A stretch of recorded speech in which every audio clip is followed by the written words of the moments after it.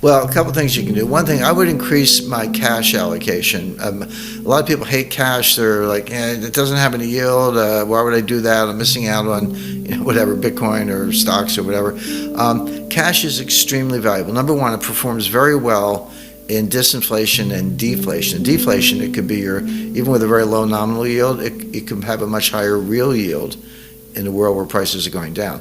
So it's a good deflation hedge. But more importantly, cash gives you optionality. If taking everything we just described about a potential stock market crash that could be 30% or more, a global liquidity crisis that could be worse than 2008, there are plenty of signs of both of those things. Well, if you're the one with cash, first of all, you're not going to lose money on cash. You will on stocks and other asset classes, but not cash. And then when this drawdown comes, when this collapse comes, you're the one who can go shopping.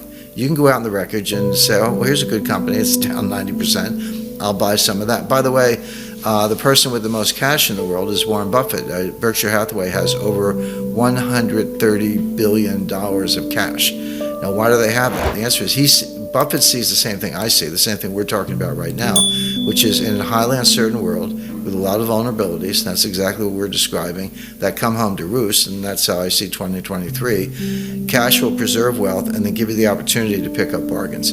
I'd also have a slice of gold. I recommend 10%. People always want to put words in your mouth. Jim Rickards says, sell everything and buy gold. I've never said that. I don't think it's a good strategy. 10%, yes. Now, if you have 10%, sit tight. It'll serve you well. If you don't, you might want to get some gold, because a lot of what we're talking about is going to play out in foreign exchange markets.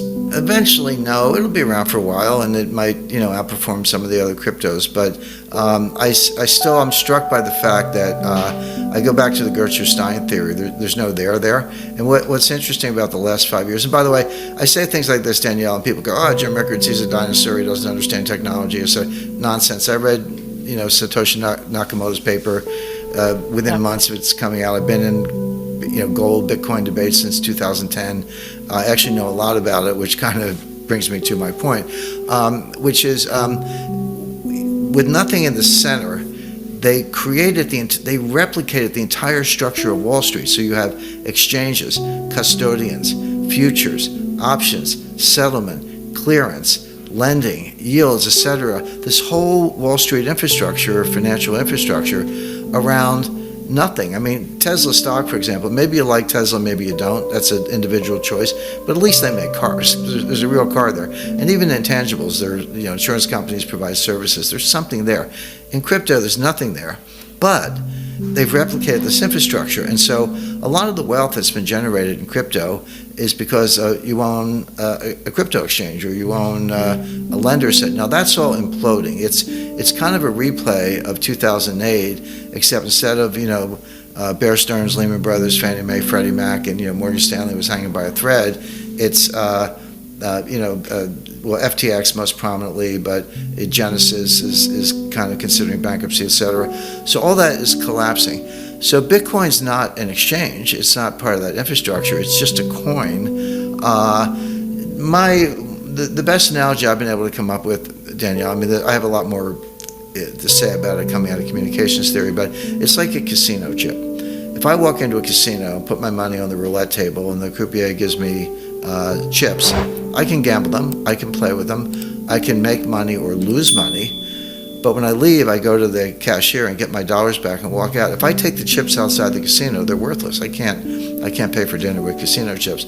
So cryptocurrencies are casino chips. You're in the crypto casino. Some people made a lot of money, and I know some of them personally.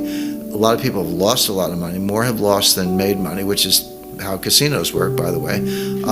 So eventually they'll all go to zero, but in stages. But what's collapsing right now is the infrastructure. It's a great question, and we have the data. Now, China's non-transparent. Russia is much more transparent, although Russia is starting to be opaque a little bit because they're in a war.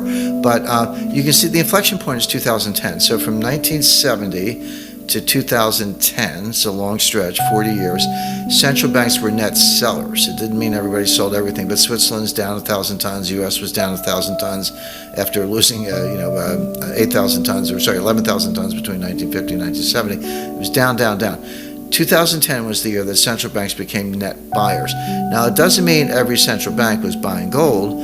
it does mean that they were selling a lot less and others were buying more. And some of the buyers are Mexico, Kazakhstan, Philippines, Vietnam. We know China's a big buyer. We don't know exactly how much Russia was as a big buyer. That is continuing. Now the new players, Iran's non-transparent, but we know they're buying gold.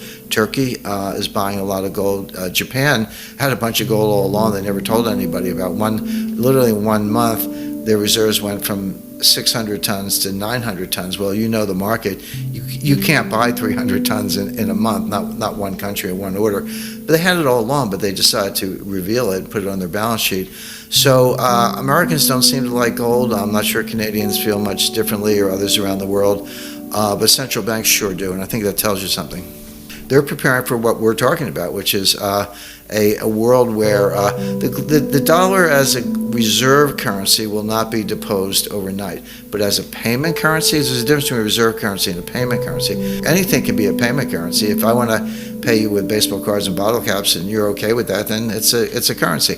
So when we see the BRICS Plus, the Shanghai Organization, OPEC Plus, China individually, all these countries are the Eurasian European Economic Union, which is Putin's answer to the EU. All of these organizations are working on new payment systems right now, and they're going to start to roll them out this year and later. So that's going to be a radical change in how we pay for things.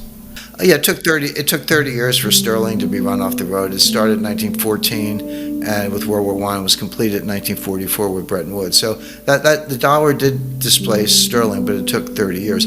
The thing is, people don't understand reserve currency. It's not as if the People's Bank of China has pallets of $100 bills stacked up in the basement. Reserve currency means a currency of denomination of securities. So what China does have are treasury bills and treasury notes. So the key to being reserve currency is not the currency, it's the bond market. Do you have a large, safe, liquid bond market? And if you do, then people will buy those bonds. What else are they going to do with the money? But that's much harder to replicate. Well, they can't have a currency backed by gold, at least not the Chinese yuan, because the problem is there is no Chinese yuan bond market of any size, number one. Number two, they have no rule of law. I mean, no, I wouldn't trust the Chinese or the Russians for that matter. And the U.S., the problem with the U.S. is that we had a good thing going. I've always said the world will not destroy the dollar. The United States will destroy the dollar through our own policy blunders. And when you freeze the assets of the Central Bank of Russia, I don't want to debate the war in Ukraine, that's a big subject, but when we freeze the assets of the Central Bank in Russia, and you're the Central Bank of Turkey, Saudi Arabia, China, you're like, hey, how do I know that next week the U.S. isn't going to not like something I did? Are they going to freeze my assets? Right. So little by little, yeah, at the margin, you get out of treasury notes, you get out of euros for that matter, and get into gold.